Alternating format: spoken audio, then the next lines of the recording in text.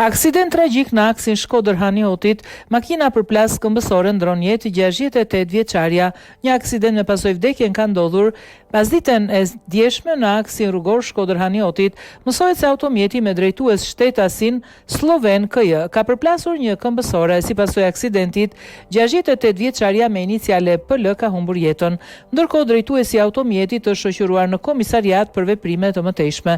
Sa ka që grupi hetimor po punon për sqarimin e rrethanave të aksidentit. Njoftimi i policisë, malësi e madhe, informacion paraprak rreth orës 17:05 në aksin rrugor Shkodër-Haniotit, automjeti me drejtues shtetasin sloven KJ ka përplasur këmbësoren shtetasen PL 68 vjeç. Si pasojë e aksidentit, shtetasja PL ka humbur jetën. Drejtuesi i automjetit shtetasi KJ është shoqëruar në komisariat për veprime të mëtejshme.